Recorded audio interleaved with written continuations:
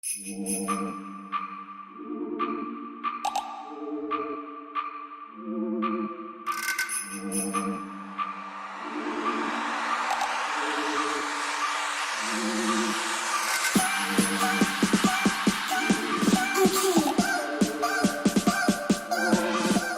va aller vers ce qui se passe en entreprise, le learning en entreprise. Et pour ça, j'accueille Stéphane Giudicelli.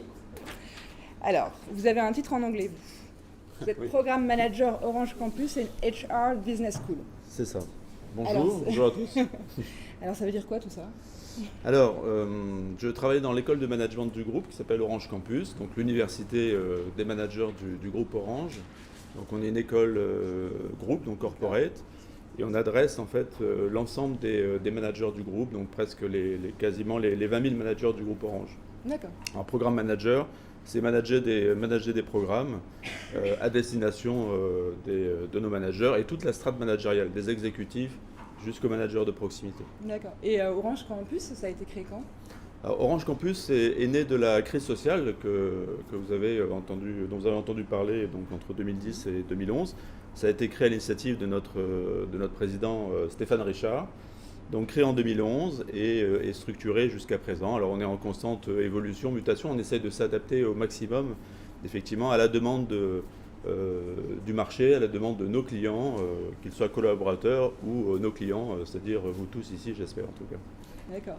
Et du coup, en fait, en créant Orange Campus en 2011, tout de suite, vous avez une grande part digitale dans l'offre que vous avez créée.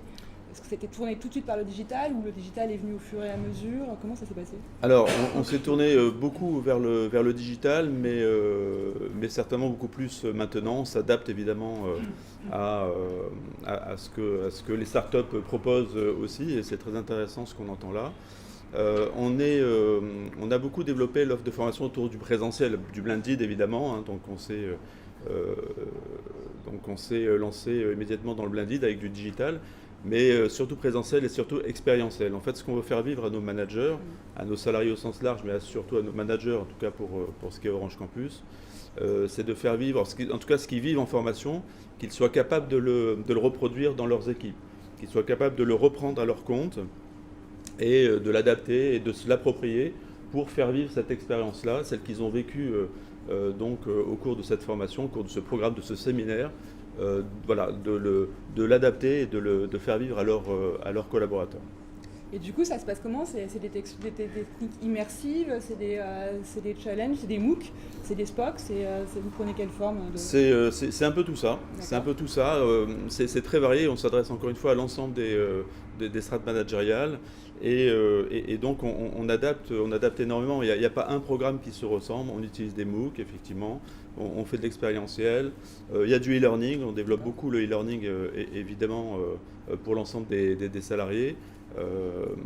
Donc c'est vraiment un mélange de tout ça. Un programme classique va durer 2 jours, va durer 2 fois 2 jours, 3 fois 2 jours, donc avec des phases comme ça d'immersion où pendant un mois et demi ils vont pouvoir tester, faire du test and learn en fait, hein. On développe de plus en plus évidemment le test and learn et revenir en formation, débriefer voilà, et donc en tirer les conclusions et adapter effectivement leur cursus, leur expérience. D'accord. Et du coup, en fait, est-ce qu'en tant que salarié manager Orange, on peut décider de prendre une formation tout d'un coup, ou alors c'est quand même une offre qui est guidée, il faut faire partie d'un groupe, ou tout d'un coup je me dis je vais m'inscrire à tel MOOC et je le fais dans mon coin et à la fin j'ai un label, ou c'est quand même encadré par un accompagnement des ressources humaines avec un groupe de travail ou autre? Alors déjà, ce que j'ai pas dit, c'est qu'Orange Campus, là très récemment, fusionne avec la HR Business School chez nous, donc l'école des ressources humaines. Donc ça, c'est un nouveau visage en fait, une nouvelle orientation, parce qu'on part du principe que le manager et le RH sont vraiment un binôme très très fort. Alors le RH c'est le business partner, clairement. Alors ça fait déjà quelques années qu'on réfléchit à ce concept, qu'on essaie de l'installer. Ça ne marche pas véritablement. Et là, la décision a été prise de fusionner les deux écoles pour apporter l'expérience managériale à nos RH, à nos RRH, nos responsables des ressources humaines, qui sont eux en proximité de nos salariés, et puis aux DRH. Voilà, donc Donc on a fusionné les deux écoles, on a mutualisé les savoirs, les expériences, les compétences, faire en sorte que le manager et le RH soient vraiment le binôme gagnant, parce que ça nous semble essentiel. Donc une fois qu'on a dit ça, c'est vrai que bien sûr on peut s'inscrire sur des MOOC, on peut s'inscrire sur des e-learning, c'est libre. Il y a une validation managériale, bien entendu, c'est encadré, et ce qui est encadré aussi, c'est l'offre que l'on propose à nos managers, à nos salariés globalement. Mais si je fais un focus sur les managers, c'est de se dire, voilà, chez nous il y a des indispensables. Il y a des indispensables, c'est-à-dire que je deviens manager, ou je deviens un manager de manager, ou je deviens un leader, ou je deviens un exécutif du groupe, eh bien je rentre dans un cursus qui va m'accompagner, en tout cas sur ma première année. Et ensuite, on a d'autres indispensables qui sont, je suis manager de manager déjà depuis un certain temps, depuis 3-4 ans, donc j'ai déjà une certaine expérience, plutôt reconnue, je suis à ce poste déjà depuis quelques années. Et bien là aussi, on encadre, et ça doit être accompagné, certainement encore plus accompagné par les managers, mais là on part du principe que c'est pas parce qu'on a 3-4 ans d'expérience sur son job qu'on n'a pas besoin d'être accompagné par la formation. Voilà. Et donc là aussi, je rentre dans un cursus, alors encore une fois, qui varie de quelques jours à un cursus un peu plus long. On a aussi des parcours certifiants, on a des partenariats avec l'EM Lyon, avec l'ESSEC Business School, avec l'école des mines, en fonction effectivement de nos secteurs d'activité et du type de métier qu'on adresse dans le groupe. Et donc ces formations que vous faites en partenariat avec des écoles, c'est des formations qui sont uniquement ouvertes aux salariés Orange, ou c'est des gens qui peuvent venir de l'extérieur et vouloir une certification Orange EM Lyon ou Orange Paris Tech?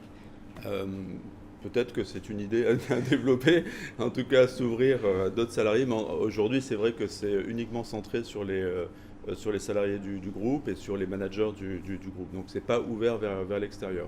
Donc c'est un parcours que vous avez vraiment spécifiquement travaillé avec les écoles pour accompagner vos managers dans leur développement et dans l'acquisition de connaissances.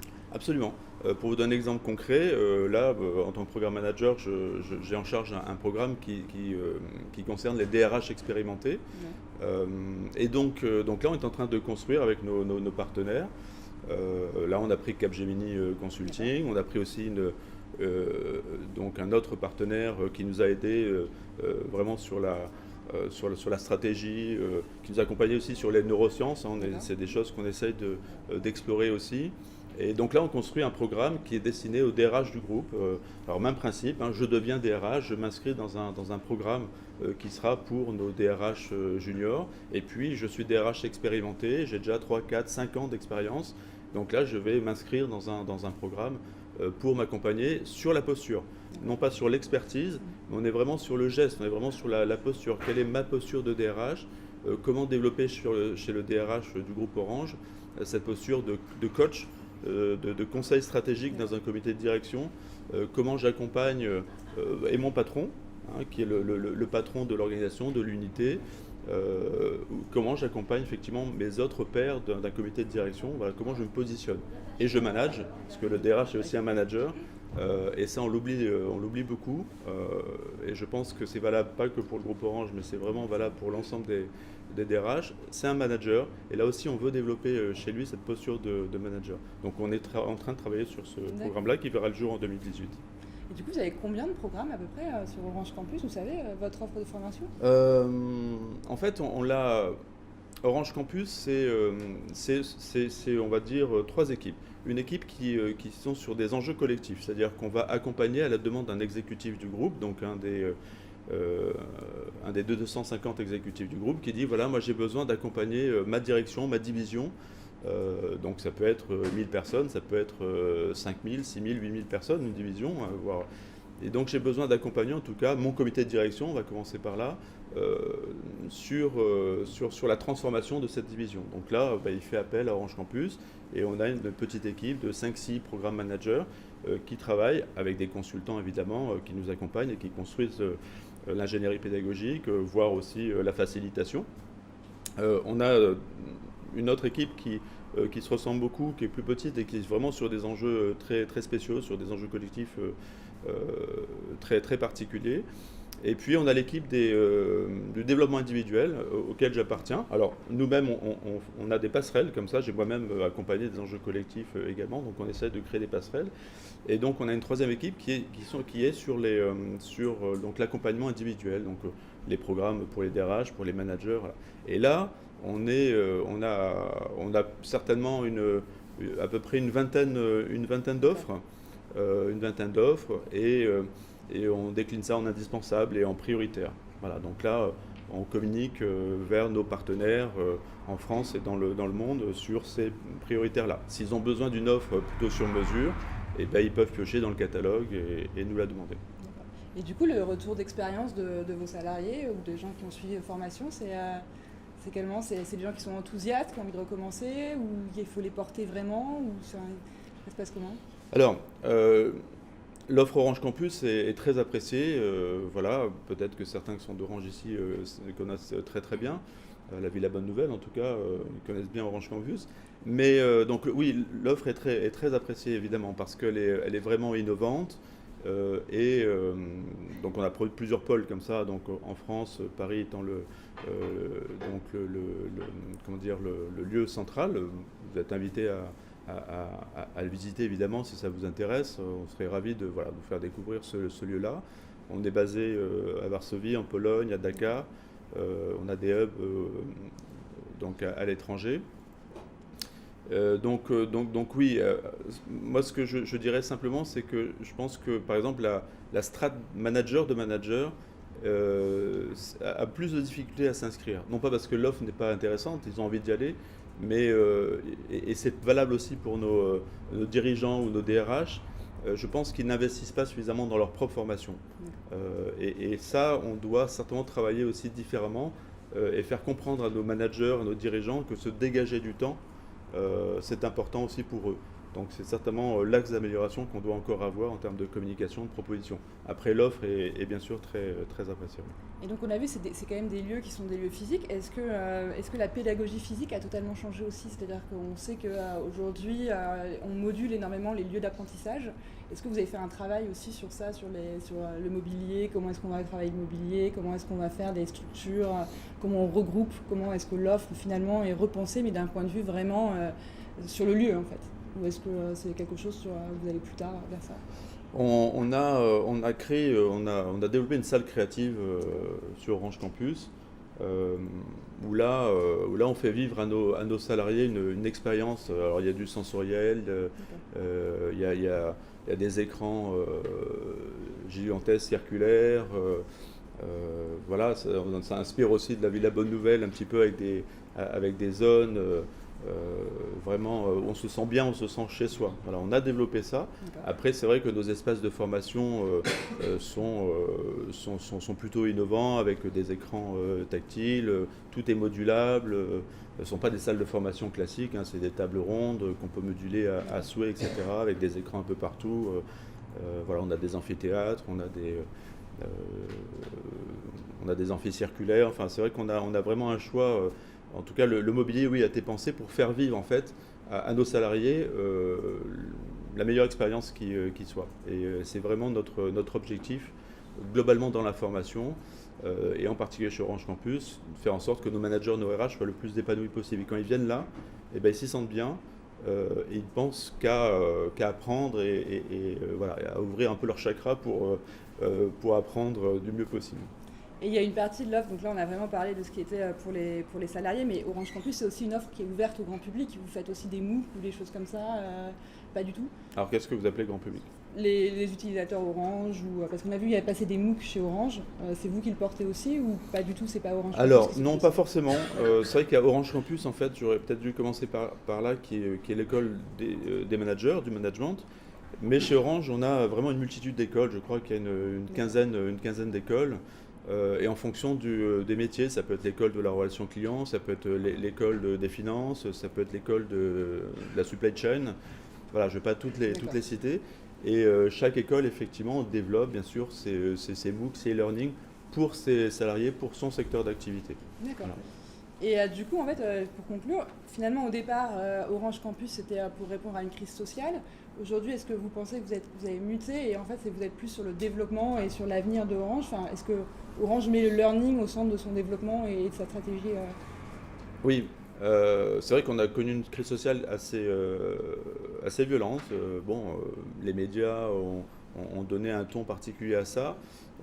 Donc voilà, Orange Campus est né de là pour vraiment accompagner nos managers sur du management différent.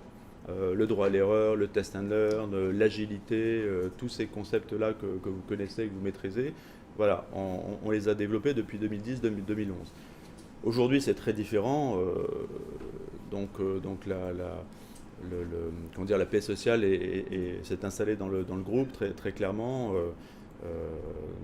Notre président mandate pour un 3e mandat et je pense qu'il a l'ensemble des salariés derrière lui. Oui, on voit vraiment l'avenir, on pense vraiment à 5-10 ans. Et c'est pour ça qu'on travaille notamment à développer ce partenariat manager-RH. Là, c'est pour déjà prévoir les 5 prochaines années et accompagner nos RH et nos DRH sur la posture. On travaille aussi, on développe beaucoup aussi, j'entendais parler de l'intelligence artificielle, par exemple voilà, on essaye de travailler donc avec les robots, donc on essaie de développer ça, en tout cas on réfléchit, on fait des tests.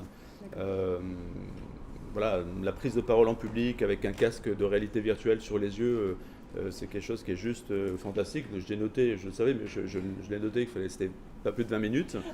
Mais là, c'est juste fantastique ces outils parce que ça permettrait effectivement d'installer ce type de formation un peu partout, presque à domicile. Voilà, donc c'est des choses auxquelles on réfléchit, absolument. Merci. Est-ce qu'il y a des questions sur cette partie? Oui, bien sûr. Non, mais ce sont des bonnes questions. Vous parliez de learning et de parcours tout à l'heure.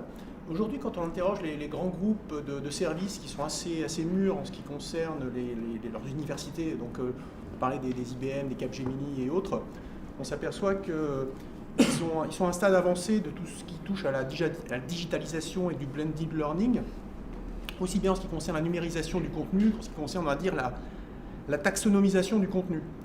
En revanche, là où ils ont de grosses difficultés, c'est sur la manière de créer des parcours personnalisés par employé en fonction de l'évolution de carrière de la personne pour pouvoir à la fois analyser finalement les acquis et ce qui manque finalement par rapport à ce qu'on peut attendre en fait de l'évolution de carrière de cette personne. Et pour ça, en fait, ces grands groupes sont un petit peu secs. Commence d'ailleurs à se tourner vers le monde académique pour voir justement l'expertise pédagogique pourrait permettre de remplir ce gap. Je voulais savoir si Orange avait travaillé sur ces sujets-là et quel était aujourd'hui l'état d'avancement de vos réflexions.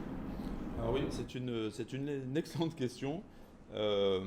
C'est vrai qu'on ne travaille certainement pas encore suffisamment l'individuel, très clairement.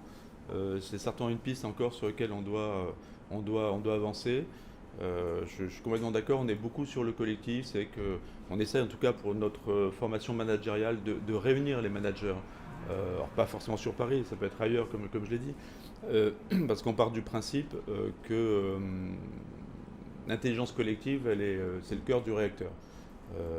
Voilà, moi je me suis beaucoup appuyé sur les travaux d'Olivier Zara, que vous connaissez peut-être autour de ça, le manager digital, autour de l'intelligence collective et je pense que ça c'est ce qui fait notre force et aujourd'hui c'est ce qui donne envie en tout cas à nos salariés, à nos managers de se retrouver et pas de se retrouver dans un lieu où ils se connaissent déjà parce qu'ils se retrouvent au travers de réunions d'équipe voilà, mais se retrouver à un lieu différent et on mixe à la fois les expériences, les parcours et on part du principe que c'est ça qui est hyper enrichissant. Et ils repartent parce qu'il y a eu cette intelligence collective et parce qu'ils ont appris de leurs collègues, de leurs pairs.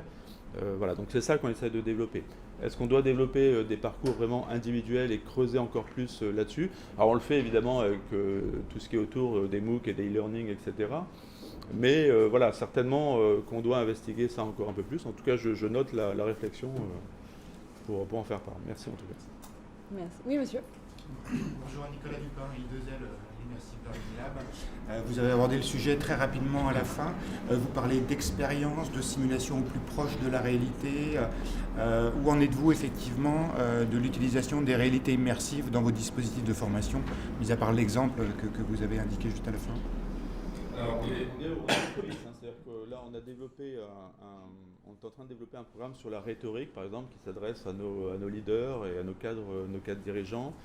On voudrait aller plus loin aussi donc pour la prise de parole en public, où ce sont des formations, pour parler vrai, extrêmement coûteuses. Donc on a ce programme-là chez Campus, par exemple, où on propose sur 2 jours ce type de formation de prise de parole, mais ça se passe dans une salle avec 8 salariés et puis un coach. C'est filmé, c'est débriefé, etc. Donc c'est plutôt classique et ça nous coûte très cher. Mais elles sont juste super, ces formations et très très utiles. En revanche, c'est de se dire, bah tiens, voilà, j'ai un casque de réalité virtuelle et donc on a fait des tests. J'ai moi-même été impliqué là-dedans et j'ai testé. C'est juste bluffant. On est dans un théâtre. Voilà, on arrive à créer un public, on arrive à créer des interactions, le formateur crée des interactions et ça permet de voir comment on réagit, etc. Et donc voilà, bon, c'est coûteux à développer évidemment, mais c'est de se dire que on peut aller encore plus loin et pousser encore plus loin l'expérience. On se retrouve là devant 250, 300 personnes, voire au Stade de France avec 50 000 personnes, on pourrait faire ce genre de choses, hein, vous le savez certainement très très bien. Donc voilà, on démarre, ce n'est pas des choses qu'on a mis encore à disposition de notre catalogue. On travaille avec la Learning Agency chez nous, qui développe ce genre d'outils. On a reçu pas mal de startups ou d'entreprises qui développent ça. Donc on est en train on débute, on n'a rien développé, on n'a rien encore industrialisé sur le sujet. On est certainement d'ailleurs en retard, hein, je pense, parce que peut-être chez Air France, j'ai testé un produit Air France pour les chefs de cabine et les stewards, les hôtesses, comment réagir à un départ de feu, des choses comme ça. Donc c'est assez bluffant. Et donc voilà, on développe, donc on n'a pas plus de retour véritablement sur ce sujet. En tout cas, ça nous intéresse beaucoup. On est ouvert. Vous parlez effectivement des gestes métiers, pour le coup, les réalités virtuelles et augmentées ont un potentiel sur la question de l'apprentissage des gestes métiers et le développement des compétences au-delà des soft skills, qui est effectivement votre point d'entrée aujourd'hui, qui est absolument considérable. Absolument, sur les hard skills, c'est un formidable potentiel, clairement. Et la question du coût initial, qui peut être effectivement plus ou moins élevé en fonction de l'ambition de la simulation, est à mettre en rapport du ROI et effectivement la mesure du coût des formations qui sont aujourd'hui déployées par rapport à celles qui sont déployables avec ces technologies. Tout à fait. Merci. Merci. Une autre question? Bon, écoutez, merci beaucoup. Merci beaucoup. Merci.